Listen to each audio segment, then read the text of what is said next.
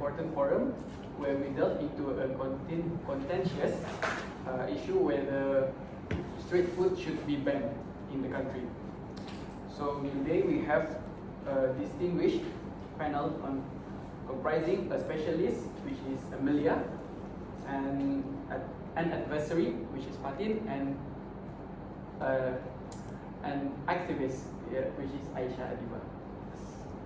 So what are we waiting for? Let us begin this engaging discussion. So firstly, let's hear Amelia's opinion about this matter. Thank you, moderator. Street foods have a rich cultural heritage and are an integral part of the culinary landscape in many regions. They offer affordable and convenient options for people from all walks of life. While concerns regarding hygiene and safety are valid, imposing a complete ban would be both impractical and detrimental. Instead, we should focus on implementing stringent regulations, regular inspections, and training programs to ensure proper food handling and safety standards. This will allow us to preserve the cultural significance of street foods while mitigating health risk effectively. Thank you. Thank you, Amelia, for your opinion. That's very good opinion. So now let's go to Fatin, the adversary, to share your point of view. Okay, about street food. Should street food be banned? Yes, because street foods present significant health hazard that cannot be ignored. Firstly, the lack of proper sanitation. Next is about inadequate food handling practice, and also unregulated cooking food handling cooking condition can lead to foodborne illnesses and outbreaks. So, in public safety, it is imperative to ban street food altogether. While this may impact certain cultural aspects, the health and well-being of consumers should take precedence. Thank you. Thank you, Fatin, for your perspective. And now let us go to the activist Aisha to give your viewpoint. So, street food are a symbol of local culture and heritage, in which it creates a vibrant gathering spaces as people come together to enjoy a meal, which can foster connections as well as breaking down barriers between them. And my second point is that it provides economic opportunities for small-scale vendors, as this group of people rely on street food businesses as their primary source of income. And they will also contribute to the local economy by having this business. And street food also offers a unique culinary experiences as they reflect the unique flavor of a region. So rather than banning street food, we should focus on finding a balanced approach by establishing partnerships between health authorities as well as street food vendors, and we can implement proper licensing and regulations as well as provide training programs on food safety and health hygiene practices. For example, Singapore has comprehensive street food regulatory framework which maintains high hygiene standards while street food vendors continues to operate. By doing so, we can ensure that street foods can continue to thrive while ensuring the well-being of consumers. Thank you. Thank you, Aisha, for presenting your perspective. So now, let's open the floor for a lively discussion. So panelists, please engage in a respectful exchange of ideas, challenging each other view of point constructively.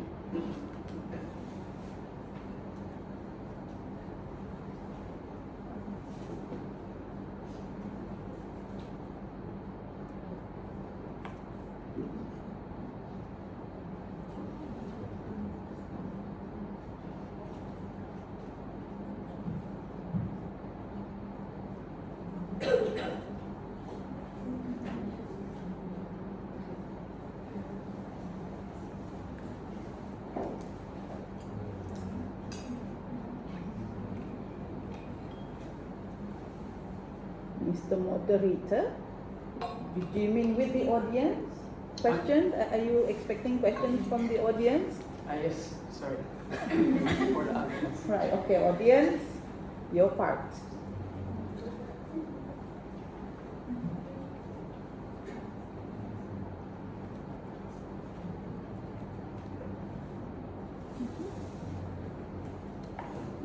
Huh? I just want to ask, is there any evidence showing that banning street foods may impact certain cultural aspects?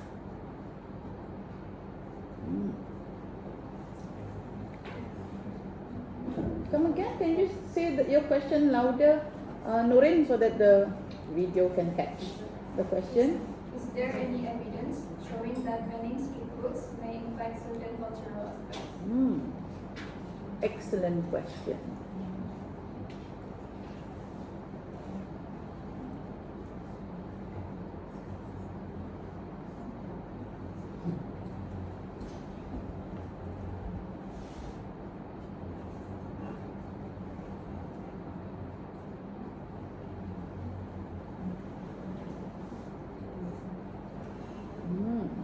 Yeah.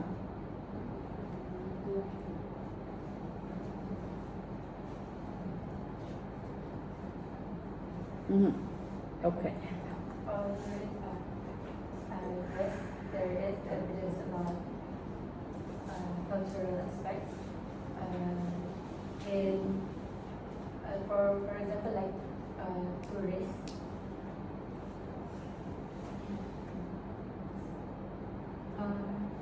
To answer your question, for example, in Thailand, they also rely on like street food vendors, like floating market, and if they are banning street foods, then it can affect the tourism industry in the country as well as the local economy of Thailand. Does that answer your question? Is there anyone else want to know more about this method?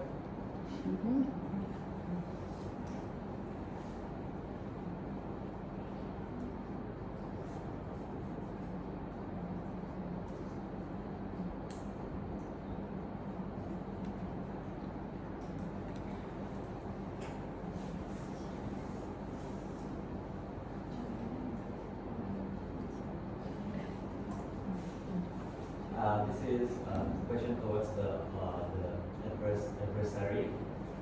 As she said that street food should be banned, right? So, what about the people who get their income from street food? What should the government do about that?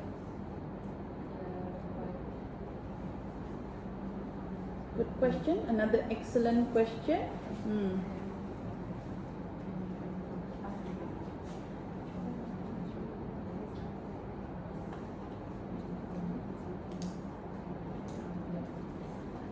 Yes, about that.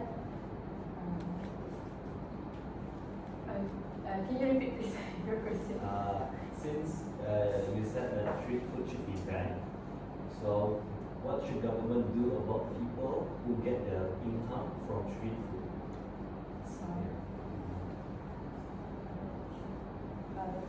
Okay, so about street food should be banned. The government should first train the street vendors about safety of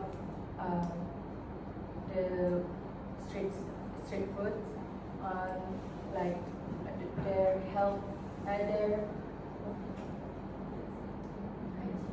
Yes, and the food hygiene and surrounding. Adding to that, I also mentioned that rather than banning street foods, the government should actually implement proper licensing and regulation. For example, if the street food vendors serve foods that are not up to the hygiene standards, then they can do like maybe ban them from continue to operate. Yeah.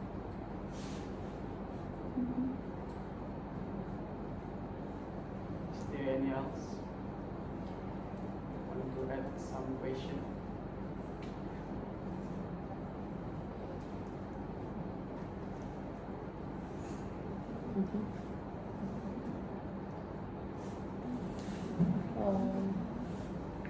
I'd like to just to add on to that also, because in most countries we recognize, or countries recognize, the significance of having street food vendors, but as you have pointed out, there are some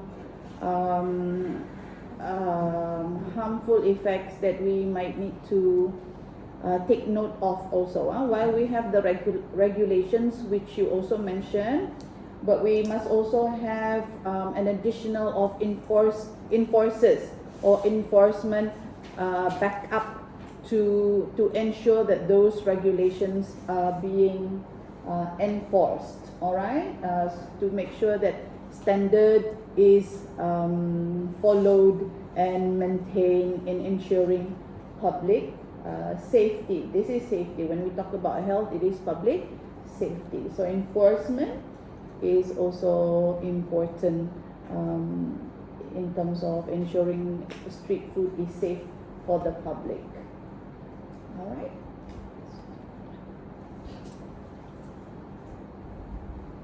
Do we have that enforcement in Brunei? Do we have people going around checking and making sure that street food is safe for the public, for consumers? Do we have that? Do you know what would be the unit responsible? I don't see the police going around buying, maybe. No? Yes. But I don't see the police going around checking. Who actually go and check? Do we have that? And I mean at the front lines. I don't mean at the preparation stage in terms of the licensing, in terms of the halal certification, but in terms of where the food, where the restaurant, no, we're not talking about restaurant, no, food, street food are sold. Do we know of any responsible departments actually checking, going around?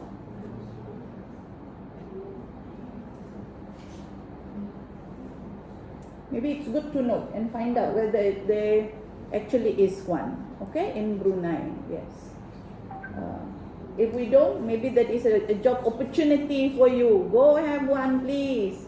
I want to know my ayam BBQ is safe to eat, right? We don't have that. I don't think, I don't know. So let's find out if there is one.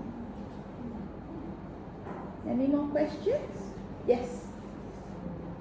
As we know, the other countries may have paid taxes to start their business. I want to ask, what is your opinion for on the street vendors that does not have to pay taxes to start their business, as they don't need specific location to do their business?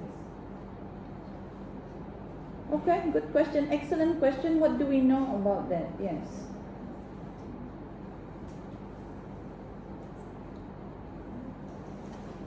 Because in Brunei, the culture is sometimes we have like makeshift gerai, and like in front of houses.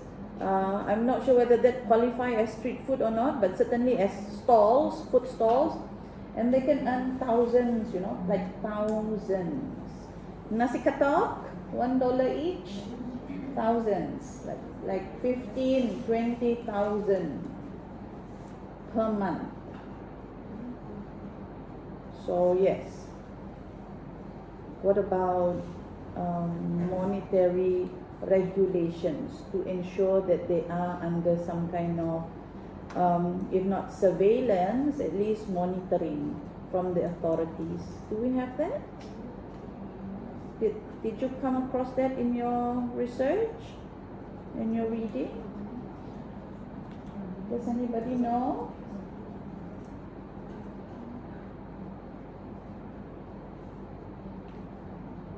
But from your own general knowledge, if you know some people who, are involved in this kind of business.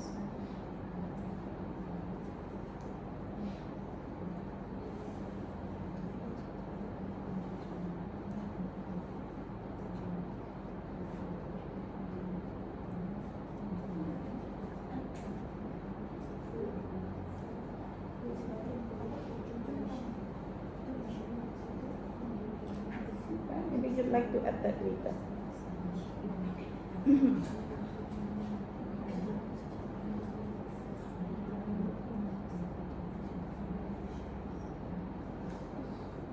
The moderator, you can control,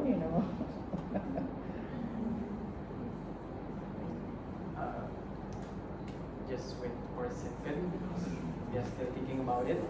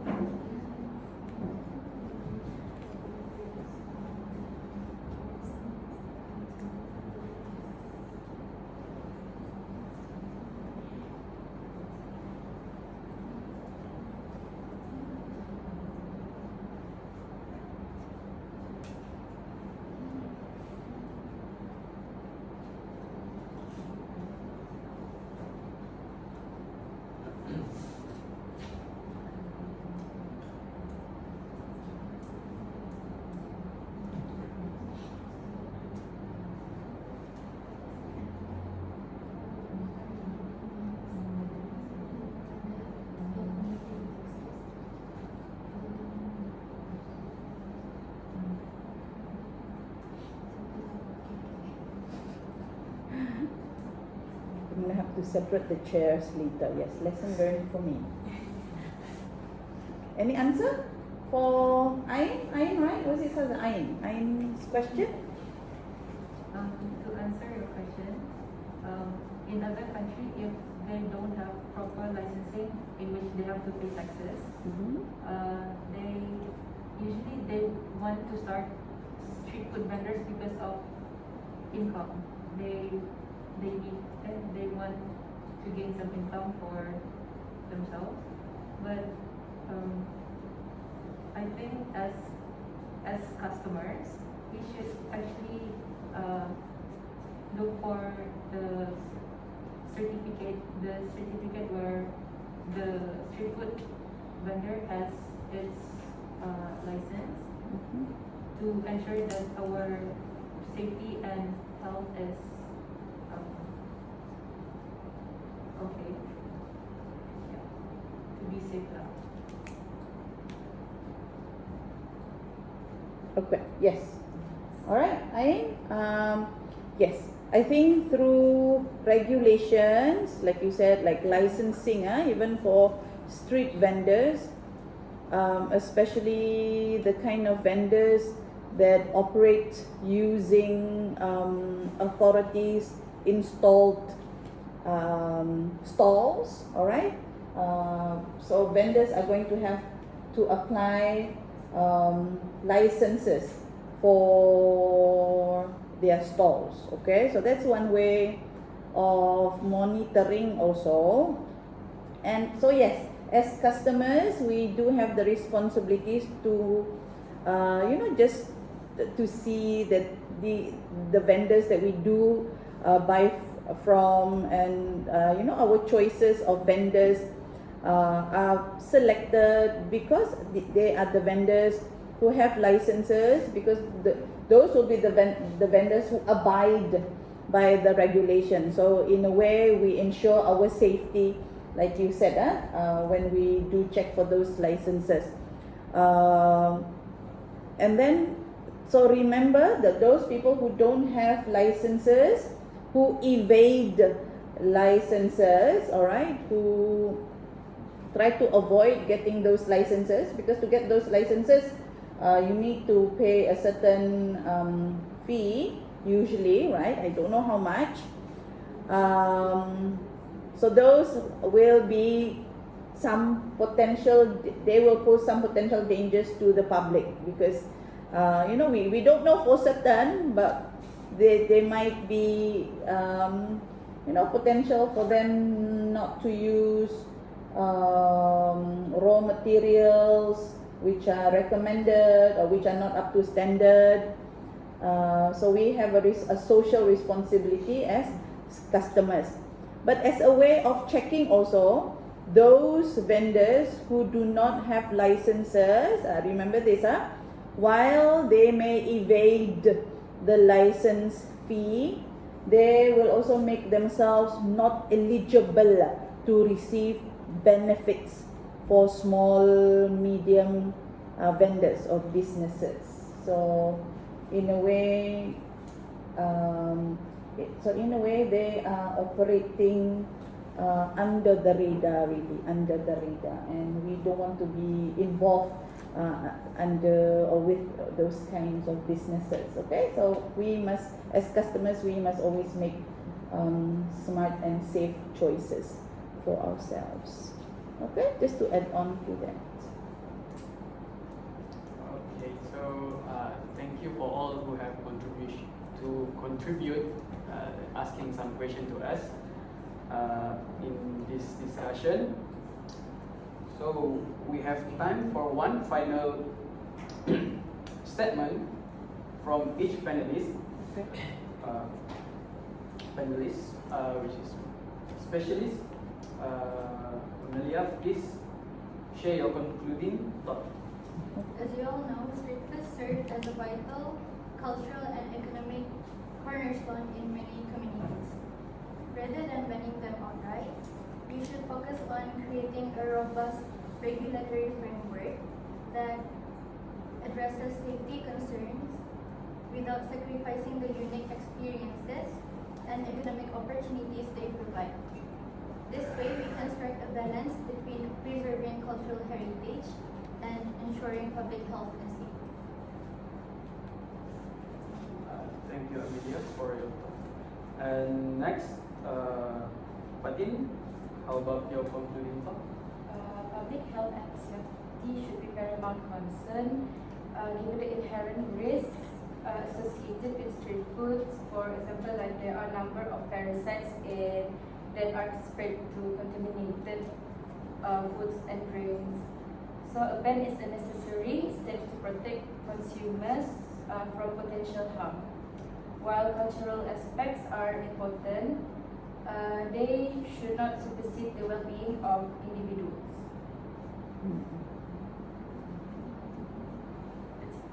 Thank you, Fatin. And finally, let's hear Aisyah's concluding thought.